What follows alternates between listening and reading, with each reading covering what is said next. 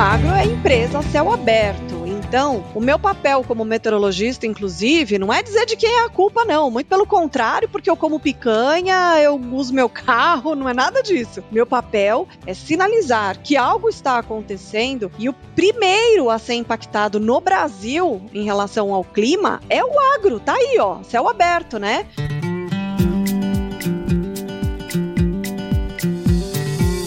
Hello, meu povo, tudo bem com vocês? Aqui é a Lígia Pedrini e estamos começando mais um episódio do Agro em Pauta Podcast. E nessa semana eu tô aqui com a Desirê Brant, que é meteorologista com quase 20 anos de experiência no agronegócio. Então, Desirê, muito obrigada por participar aqui com a gente e seja bem-vinda ao Agro em Pauta. Obrigada, o prazer é todo meu, espero que todos estejam bem, obrigada por nos acompanhar. Show demais! E você que tá aí do outro lado, nos ouvindo, saiba que aqui no Agro em Pauta a prosa é livre, a pauta é definida sempre pensando nos assuntos importantes para o produtor rural e para a sociedade como um todo. Então, quer aprender alguma coisa nova hoje? Quer se informar mais sobre o agro? Então, aguenta aí que já a gente tá de volta.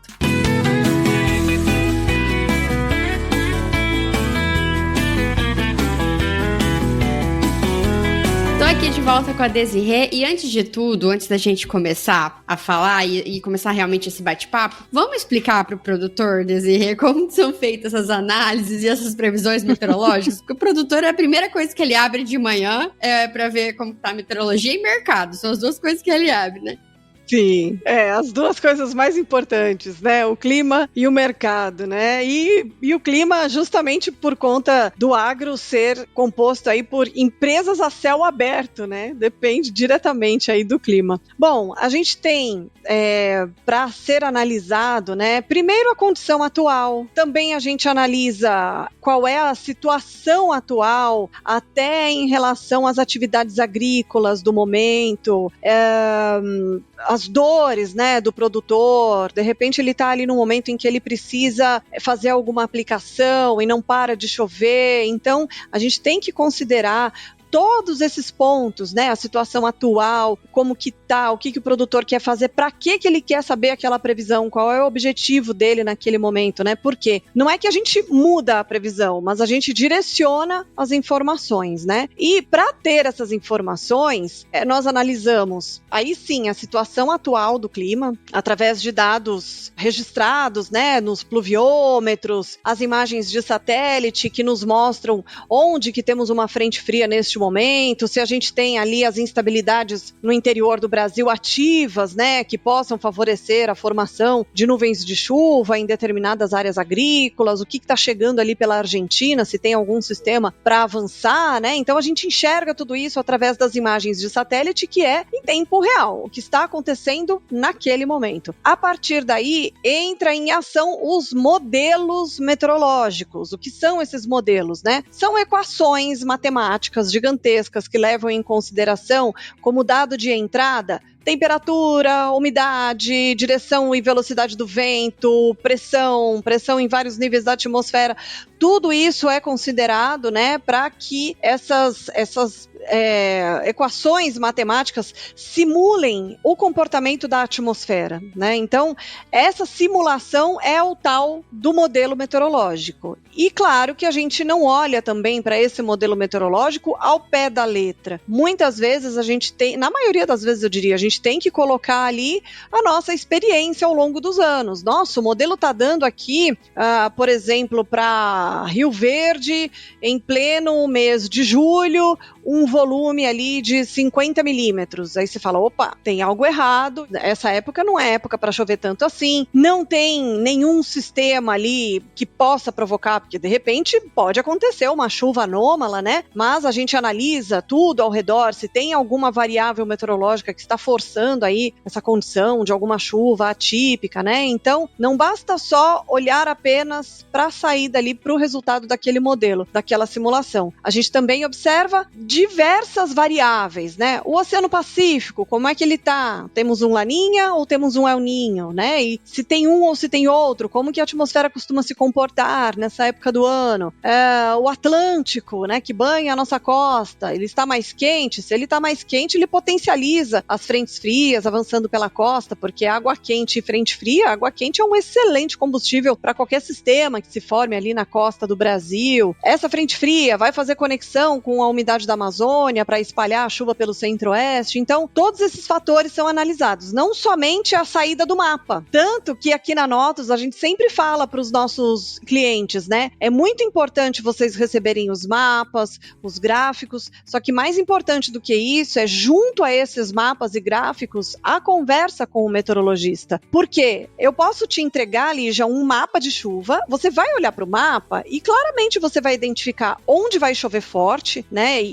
Através das cores dos mapas, você consegue ver ali onde vai chover e com qual intensidade, né? Se vai chover 100 milímetros, 20 milímetros, tá ali no mapa, você consegue ler aquilo. Mas o que esse mapa não te conta é a qualidade dessa chuva, como que ela vai acontecer. É uma chuva rápida, que vai cair tudo de uma vez e o restante da semana não vai chover mais? Ou é uma chuva que vai cair ao longo da semana? É uma chuva que vai ser abrangente ou vai ser a chuva de manga? Porque muitas vezes o mapa não pega esse tipo de detalhe, né? Se ela é pontual, se ela é... Às vezes o mapa espalha ali uma condição de chuva, mas você sabe, analisando outras variáveis, que aquela chuva não vai ser tão abrangente assim. Alguns lugares vai chover mais, outros menos. Vai ser uma chuva mais pontual, a famosa chuva de manga, né? E isso a gente considera a época do ano, se a gente tem El Niño ou Laninha, a temperatura do próprio dia. Nossa, peraí, aqui tá dando 30, 40 milímetros, vai chover o dia inteiro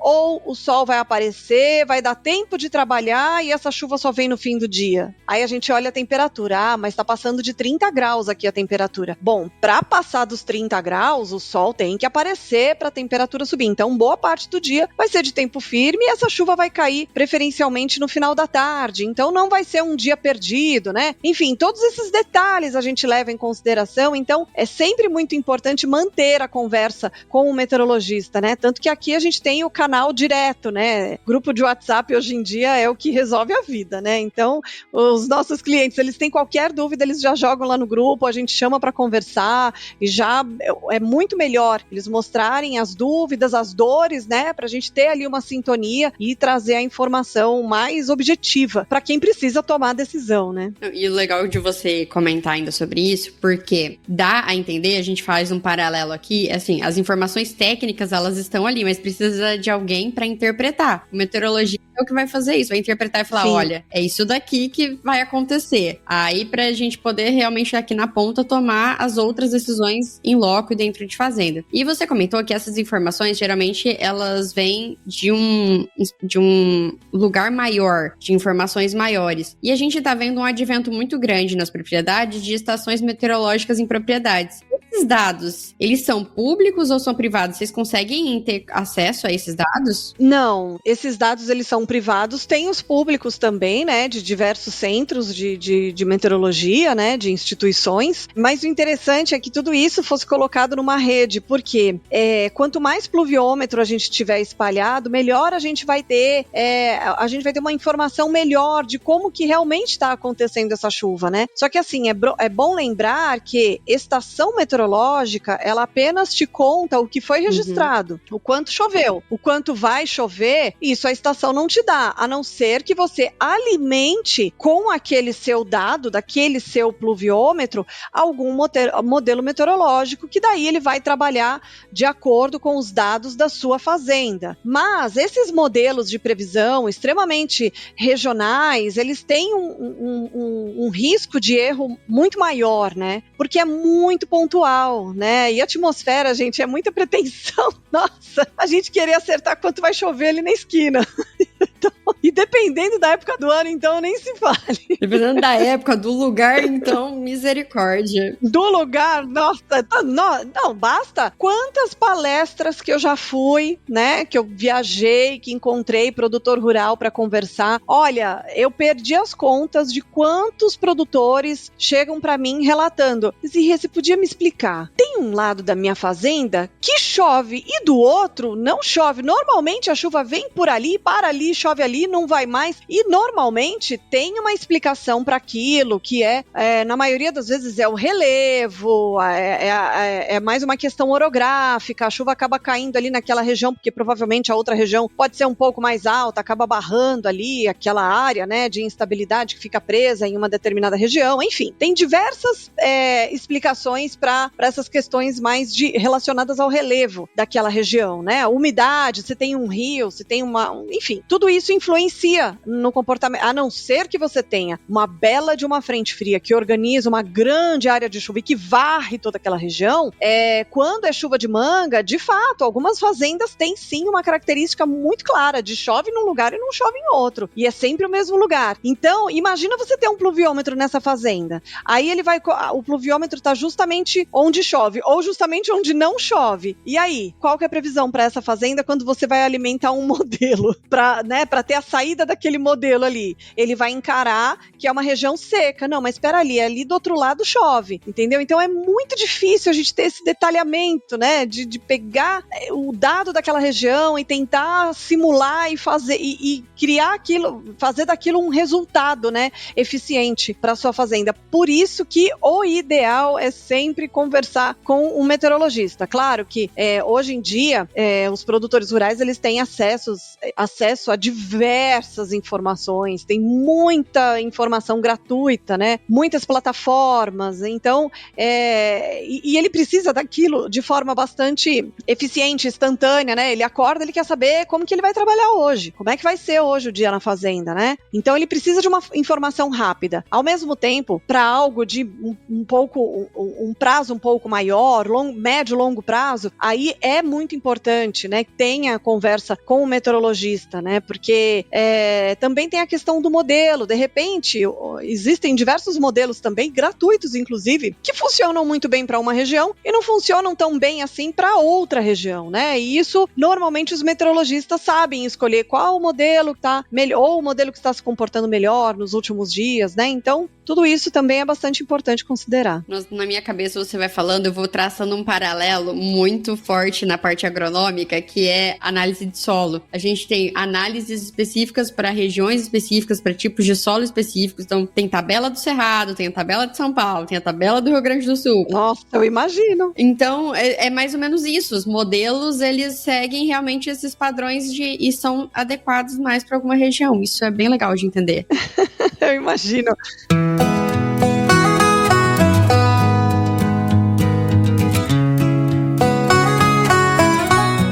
O nosso clima, né, a gente parando pra pensar nisso, como você comentou no início, o clima é aquele único fator que a gente sabe que a gente não controla, de jeito nenhum. Então, a gente sempre, eu costumo dizer que ele dita a regra e a gente simplesmente segue e vai trabalhando com o melhor que ele pode nos oferecer ali. É isso mesmo. E quando a gente para pra olhar, principalmente nos últimos 5 anos, a gente passou por uns perrengues meio esquisitos, assim, a nível Brasil, né? Sim. Se a gente pensar em Rio Grande do Sul, a gente veio 3 anos de seca e um ano com chuva excessiva e depois agora seca de novo. Foi. Aqui na região central, essa safra 23, 24 é melhor até esquecer de tão seca que foi. E o caso do Rio Grande do Sul foi impressionante. A gente teve 3 anos consecutivos de laninha, que terminou no comecinho de 23. E aí, no começo de 23, eu falava para os agricultores, olha, o Laninha tá se despedindo finalmente, depois de 3 anos consecutivos, e os gaúchos, que bom, né? E quando eu falava, vem aí um El Ninho, e eles comemoravam. Eu falava, gente, não comemora muito não, porque parece que a coisa, o sinal da coisa vai inverter completamente, e foi o que aconteceu, né? Na primavera de 23,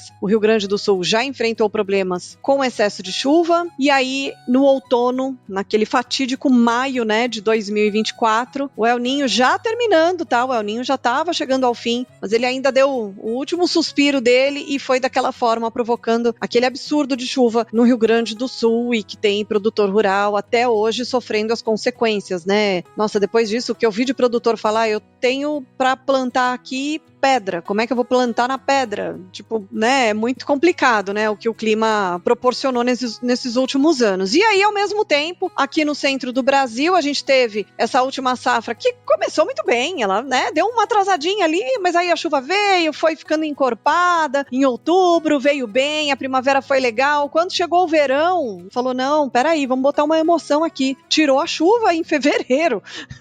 Né, foi um fevereiro horrível, né, que diminuiu a chuva do sul até Matopiba. Então, essas variações e principalmente esses eventos extremos, né, que a gente viu, muita seca, muita chuva, muitos incêndios em 2024, né? 2024, a gente teve, desde a primavera de 23 até o final de 24, praticamente, foram 12 meses consecutivos de chuva abaixo da média na maior parte do Brasil. Um ano de chuva abaixo da média na maior parte do Brasil. Começou a chover em outubro de 24, tá? Antes disso, tudo abaixo da média. E aí a gente teve um período seco mais seco do que o normal, número de incêndios pelo Brasil já batendo altos números ali em maio, que não é normal, isso é normal acontecer em agosto, né? Quando a gente tem os picos, né, de focos de incêndio pelo Brasil, já começou a dar em maio. Então, a gente teve um ano de 2024 seco, quente, cheio de incêndios, enfim. Então, esses eventos extremos a gente tem observado com maior frequência. Esse é um dos desafios, né, do agro, porque como eu comentei, o agro é empresa a céu aberto. Então, o meu papel como meteorologista, inclusive, não é dizer de quem é a culpa, não. Muito pelo contrário, porque eu como picanha, eu uso meu carro, não é nada disso. Meu papel é sinalizar que algo está acontecendo e o primeiro a ser impactado no Brasil em relação ao clima é o agro, tá aí, ó, céu aberto, né? Então, qual que é o meu papel? Sinalizar para que o agro, com toda a sua resiliência que sempre teve, comece a se adaptar a essa nova realidade, né? Talvez mudando algum calendário agrícola, não sei, a gente não sabe, né, como que isso vai acontecer. Mas o meu papel, inclusive, é esse, sinalizar que algo está acontecendo. O planeta, de fato, ele está mais aquecido, a gente vê através dos mapas, né, de anomalia de temperatura, dá para ver, e é esse aquecimento que tem proporcionado essas grandes variações no comportamento da atmosfera, né? A gente tem ali o comportamento sazonal, a gente sabe que no meio do ano é o período seco, é quando a chuva reduz. Fim do ano, começo de ano, é o verão, a safra de verão, é quando a gente espera por boas chuvas para as nossas lavouras, a gente espera por bons volumes para abastecer nossos reservatórios. Então, tem esse comportamento do clima que ele segue normal, a gente tem essa gangorra, né, ao longo do ano, os momentos que a gente sabe que vai chover e os momentos que a gente sabe que vai secar. Só que dentro desses momentos que a gente sabe que vai chover, pode acontecer algum bloqueio que impede a chuva que a gente tanto espera para encher nossas caixas d'água. E tem acontecido, né, esses bloqueios, essas ondas de calor, ou ao contrário, chover demais, né, o que acaba trazendo aí grandes transtornos também, ou aquela chuva que não para e não dá para colher e tá encharcando e tá já dando doença nas plantações, enfim. E esse tipo de situação, o produtor, não sei se felizmente ou infelizmente, mas ele já tá, de certa forma, acostumado. Ele sabe que quando tiver uma invernada, ele tem que ter aquele cuidado dele, né? E hoje em dia, como eu disse, o produtor, ele tá muito antenado. Ele busca essa informação, porque ele sabe que ele vai ter que escolher uma semente adequada, a aplicação adequada, tudo que ele puder para ele proteger a lavoura dele, né? Ele tá antenado à tecnologia, tanto para o que ele vai fazer em campo, como em relação à meteorologia. Mas, de qualquer forma, estamos passando, sim, por um momento onde está acontecendo com maior frequência esses fenômenos extremos, né? E aí, quem sofre a consequência, o primeiro, é o agronegócio aqui no nosso país. A dúvida maior ainda era, esses eventos, eles estavam sendo causados exatamente pelo El Niño, Laninha, que a gente nos últimos 20 anos foi o que ficou mais expressivo e entrou na cabeça do produtor esses nomes, né, e o que eles significam. Mas se realmente tem alguma coisa mais por trás, porque não é normal ter acontecido tanto assim, é tão diferente. Os fenômenos El Niño e Laninha, eles sempre estiveram presentes, né? Só que nos últimos anos, por conta do planeta mais aquecido, esse aquecimento tem potencializado os efeitos desses fenômenos. Sobretudo o El Niño. O El Niño, até a minha colega aqui, meteorologista Bianca, né, também, que é meteorologista da Notus, ela até brinca comigo. Nossa, a sensação que eu tenho ultimamente é que quando se forma El Niño forte, super. E quando é o Laninha não tem força pra, sabe, ditar as regras, né, ao longo de toda a safra, né? E, claro, tirando ali os 3 anos consecutivos de Laninha que a gente teve até o início de 2023. Mas, por exemplo, esse último agora, coitado desse Laninha, ele nem conseguiu, de fato, se consolidar, né? Ele foi fraco e rápido. Agora, do contrário, o El Niño, que a gente teve de 23 para 24, olhando só para a anomalia do Oceano Pacífico, não foi um El Niño forte, não foi dos mais fortes. O mais forte foi lá em 2015 para 16, aquele foi um super El Niño. Aquele deu seca no Nordeste, aquele ali foi forte. Agora, esse último que a gente teve, de 23 para 24, olhando só para a temperatura do Pacífico, não foi considerado um super El Niño, mas por conta do planeta, dos oceanos, todos os outros oceanos mais aquecidos, esse aquecimento potencializou os efeitos do El Niño, tá? Então, por isso que a gente acabou tendo ali muita irregularidade da chuva de 23 para 24, ao longo de 24, ondas de calor, chuva abaixo da média, né? Então, e pelo menos até ali maio de 24, quem ditou as regras foi o El Niño, ele foi o protagonista daquele verão de 23 para 24. Foi o mais forte? Não, mas os efeitos ficaram fortalecidos pelo aquecimento do planeta, que era nítido, assim, a gente via o El Niño, né, que é o aquecimento do Pacífico, e todos os outros oceanos também com a temperatura acima da média. Então, isso potencializou os efeitos do fenômeno. A gente estava comentando agora sobre realmente esses eventos que foram assustadores nos últimos anos, né? E querendo ou não, esses eventos, eles estão ligados diretamente com o produtor ficar ou não no negócio. Então, a gente veio de anos meio difíceis e muita gente renegociou dívida. Aí tiveram coisas mercadológicas acontecendo também que dificultaram para o produtor. E agora a gente está planejando a próxima safra. E aí a gente queria... Já saíram algumas notícias meio preocupantes, do tipo, a próxima safra terá seca como 23, 24. E eu, meu Deus, calma, preciso perguntar pra alguém que realmente entende disso, se é verdade ou não.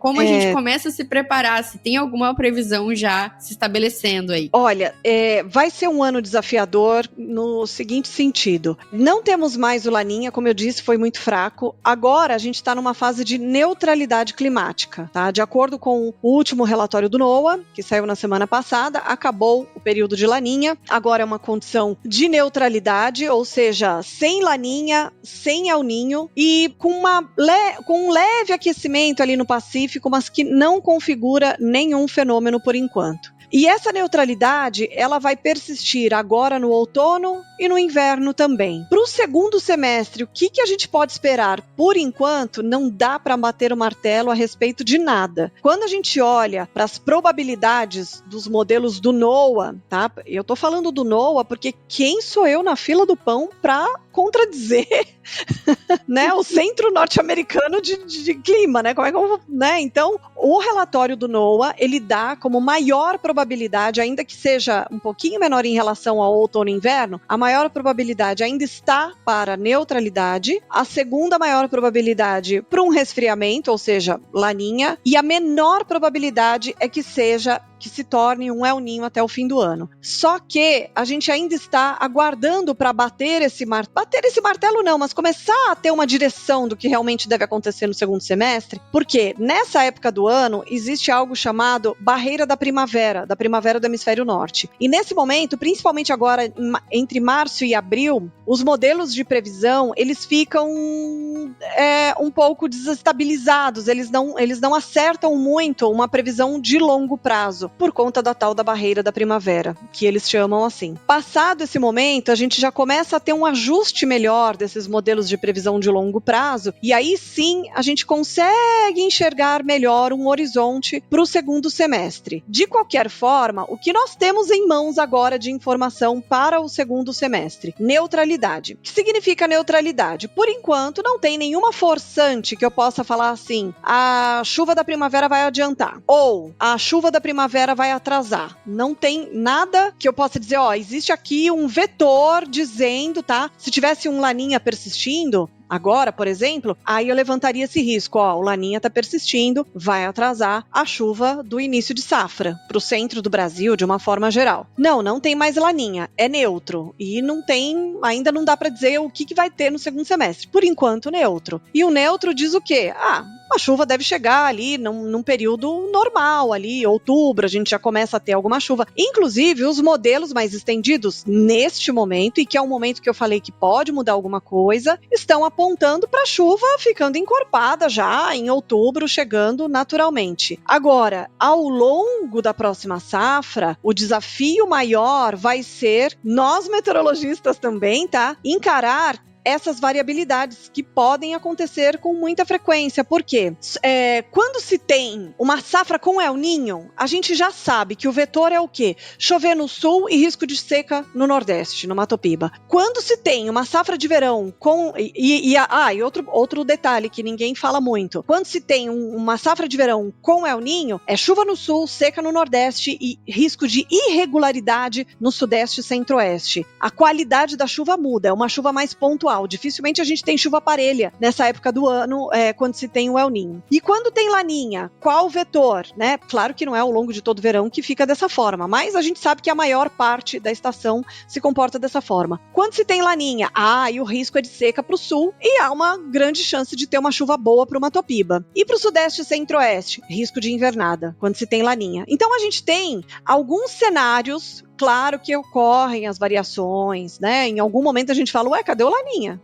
Não tinha o Ninho? Por que tá diferente? Tem essas variações ao longo da estação, né? Mas o cenário que a gente coloca ali como princípio, né? A gente tem esse vetor. El Niño é desse jeito, Laninha é daquele outro jeito. E a neutralidade? A neutralidade permite que outras variáveis meteorológicas, em algum momento, ganhem a briga do comportamento sazonal. Qual que é o comportamento sazonal da safra de verão? É chover, mas de repente tem ali uma variável um pouco mais forte que provoca um bloqueio atmosférico e que deixa ali as lavouras do centro do Brasil 10 a 15 dias sem chuva. Que são os famosos veranicos. Os famosos veranicos. E aí veio bem 10, 15 dias sem chuva. E agora? E aí já causa o estresse. E é sempre na floração ou enchimento de grão. Ele nunca vem no vegetativo. Né? Então, assim, a gente tem que ficar... Esse ano, o grande desafio vai ser... A gente não tem vetor pra gente desenhar um cenário de partida...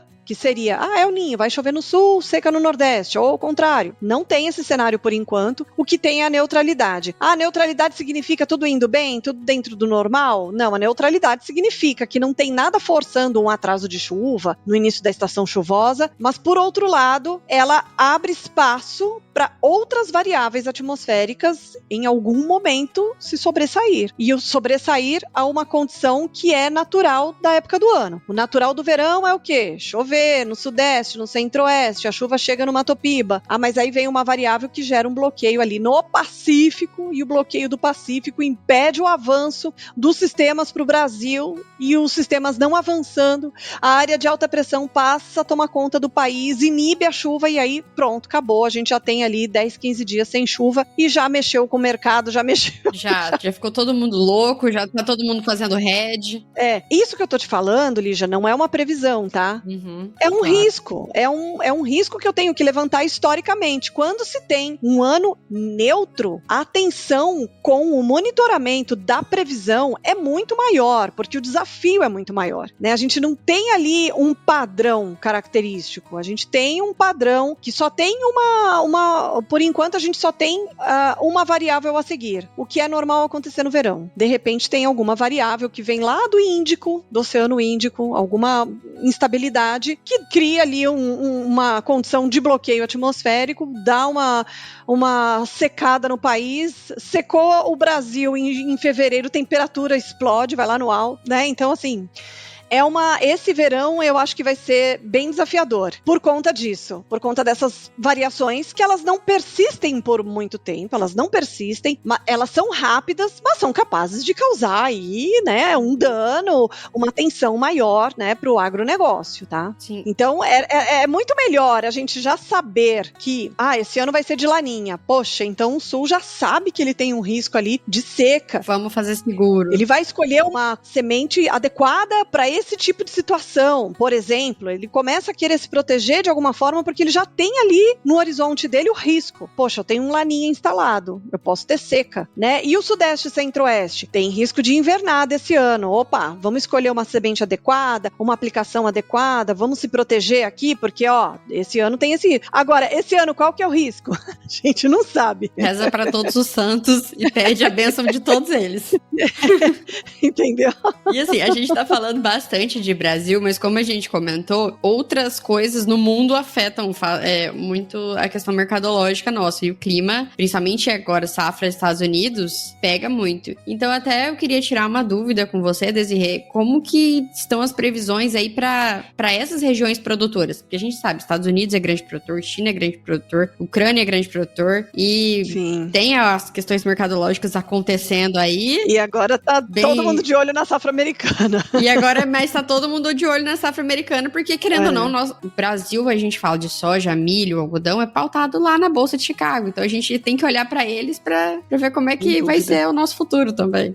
A gente tinha em vista um único risco, talvez, de trazer alguma dificuldade, algum desafio ali para a safra norte-americana, que estava relacionada à temperatura. Por quê? Quando se tem laninha, a chance de prolongar o frio é maior. Então, qual seria o risco? Demorar um pouquinho mais, o tal do degelo, aí até que isso aconteça, o solo também, ele tem que ter uma temperatura adequada para começar de fato o plantio. Então existia esse risco de atrasar um pouquinho esse processo, porque a temperatura demoraria um pouco mais a começar a subir, né?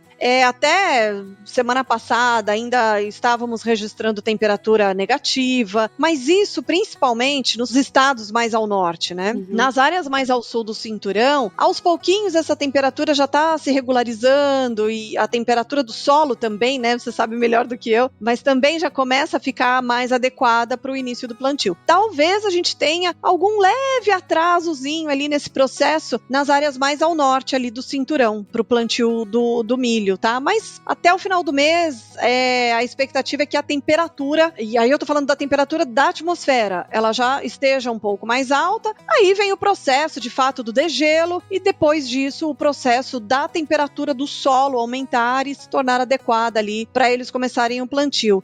Até o fim do mês isso deve estar entrando nos eixos, né? A gente esperava com o Laninha que isso pudesse se prolongar um pouquinho mais, mas o Laninha já não está mais, a gente está numa fase neutra e os modelos já indicando uma elevação da temperatura. Quanto à chuva, por enquanto, dentro da normalidade também, tem previsão de chuva, inclusive em alguns momentos o modelo está dando chuva acima da média para o mês de maio, em cima ali do cinturão. Em abril o modelo tem variado um pouco, uma hora ele coloca bastante chuva, outra hora ele tira, e ele colocando bastante, isso pode atrasar um pouquinho o processo do plantio, né? Mas não é nada significativo não, tá? Não é nada que vai impactar em preços, por exemplo. Não deve impactar em preços. E maio também, o modelo muitas vezes dando chuva acima da média, e para o decorrer da safra também tem boas condições. Não tem nada que desabone a safra americana. Meus queridos, eles vão, provavelmente eles vão produzir bem. Mas também não podemos ficar tristes.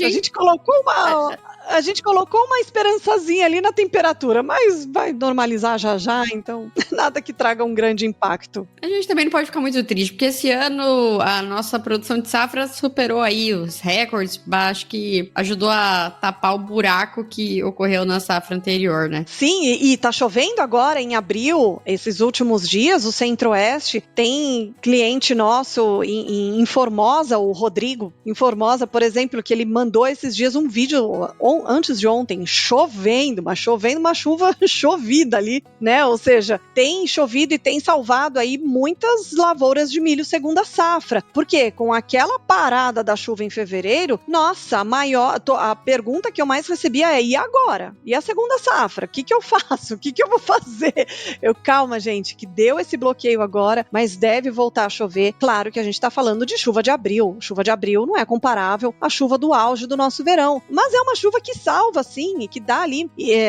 Inclusive tem muito modelo indicando possibilidade de alguma umidade ainda no mês de maio, que pode pegar Triângulo Mineiro, até mesmo região de Patrocínio ali, o sudoeste de Goiás. E essa umidade, mesmo que ela não seja uma chuva tão volumosa, ela é capaz, sim, de dar um bom fechamento ali para muitas lavouras, tá? Além disso, a temperatura também já começa a cair mais durante as noites, e você sabe muito melhor do que eu que uma temperatura noturna mais baixa, isso ajuda no metabolismo das plantas, eventualmente pode favorecer a formação de orvalho, o que também beneficia essas lavouras. Então a gente tem nesse momento uma condição que, né, embora a gente teve aí o susto, né, de fevereiro, de cortar a chuva, tá dando para ajustar aí, tá dando pra gente dar uma recuperada e ir bem pro milho segunda safra também, em muitas áreas do sudeste e do centro-oeste. Sim, e eu até ia comentar isso com você. Lá na fazenda, a gente tá nessa propriedade há pouco tempo, menos de uma década, mas a gente faz o acompanhamento, né, dos pluviômetros e tudo mais. Uhum. E o meu irmão é o que tá ficando mais na fazenda, e ele fica mandando bem assim pra mim: nossa, Lígia, você viu que choveu de novo essa semana? Nossa, choveu esse tanto. Aí a gente manda no grupo dos primos, assim, a gente conversando. E meu irmão: nossa, se chover assim até maio, a gente tá bom demais. E eu bem assim: mas se chover assim até maio, nosso fungicida não aguenta. Eita,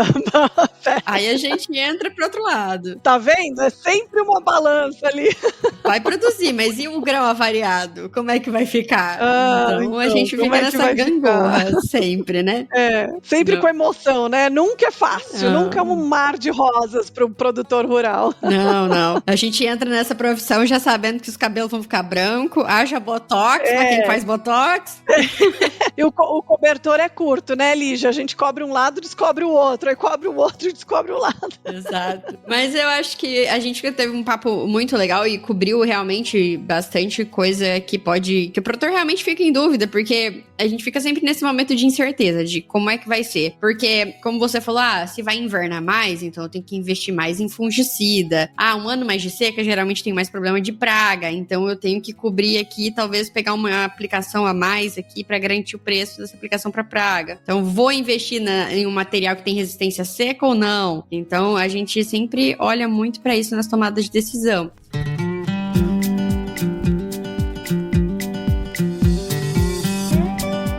E já encaminhando para o nosso final, se você pudesse, Desirê, dar uma dica pro produtor, que ele procura se planejar e ficar meio por dentro do que tá acontecendo, o que você diria para esse produtor? Nossa, Lígia!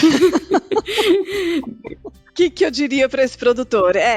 Como eu falei, esse ano vai ser um ano bem desafiador para nós meteorologistas, porque a gente vai ter que monitorar muito mais de perto essas variações que podem ocorrer, e já sinalizando para o produtor que esse é um ano para ficar mais perto ainda da meteorologia, né? E eu tenho acesso a uma plataforma gratuita ou não, né? Mas sempre monitorar isso diariamente, porque é algo que pode fazer diferença, né? Como eu falei para você, é uma neutralidade climática, a chuva deve chegar, mas aí ao longo da safra, né, o que pode acontecer? Será que tem algum indício de alguma variação mais expressiva que possa trazer? Porque basta aí 10, 15 dias sem chuva, né, para trazer um estresse, né, para aquela lavoura, para afetar, trazer algum prejuízo. Então, o produtor, mais uma vez, ele tem que ficar bem ligado, né, monitorando mesmo quais são as expectativas. E eu diria que nesse momento é muito difícil, como eu falei para você, com a história da barreira da primavera norte-americana, né? Nesse momento é muito difícil a gente falar de previsão para o segundo semestre, mas daqui para frente, maio, a gente já começa a ter uma visão melhor desse horizonte, o que vai acontecer. Então essa é uma dica, né? E outra dica é sempre perguntar, é sempre buscar uma fonte que você tenha confiança,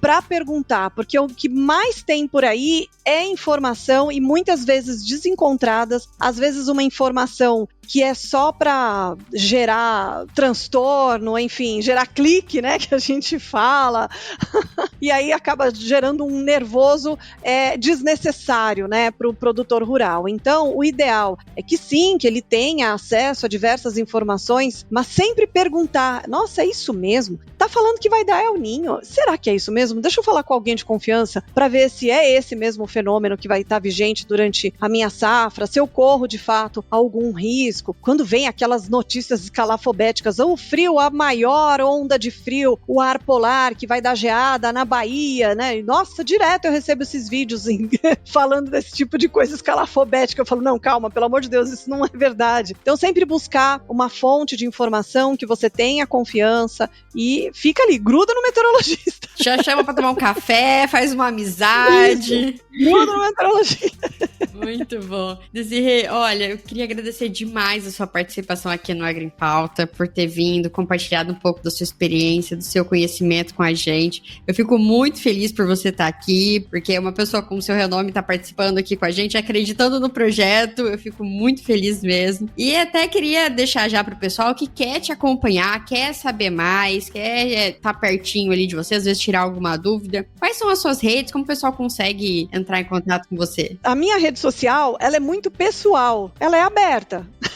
Mas dificilmente se encontra alguma informação sobre meteorologia, mas muita gente me manda mensagem no inbox, sempre que eu posso eu respondo também, né? Então é Desirê_Brant, o meu @ do Instagram, por exemplo.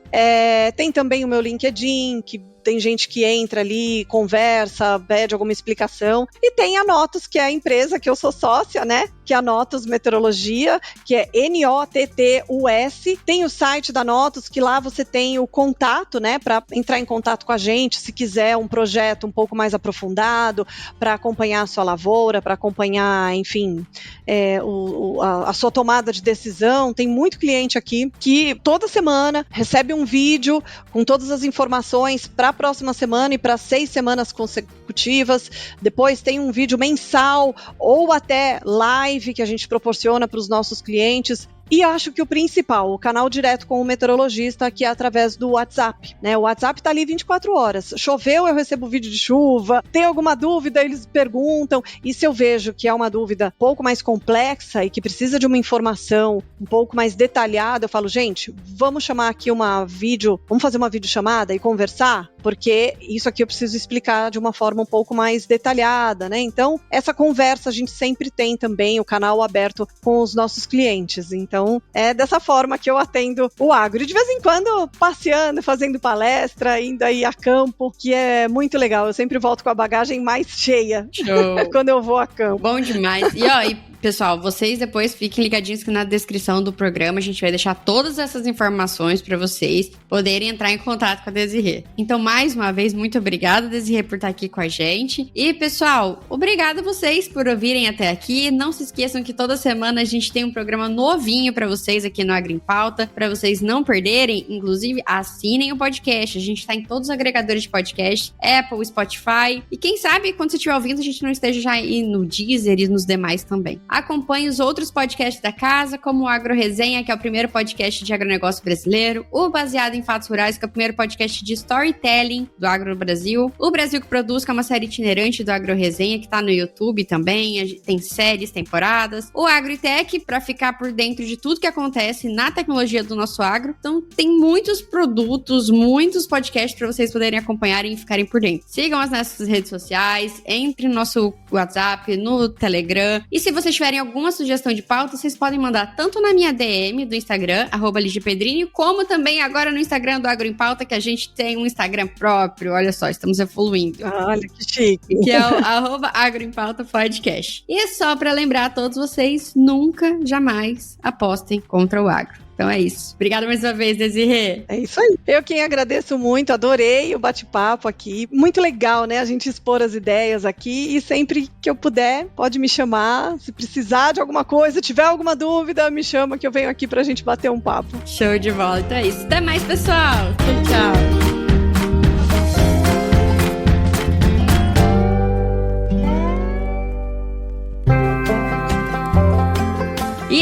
Você gostou desse podcast? Se gostou, considere compartilhar esse episódio com alguma pessoa que irá se beneficiar desse conteúdo e nos ajude a alcançar ainda mais pessoas. O roteiro e a apresentação desse episódio foi de Lígia Pedrini, a produção do Agro Resenha e a edição do Senhor A.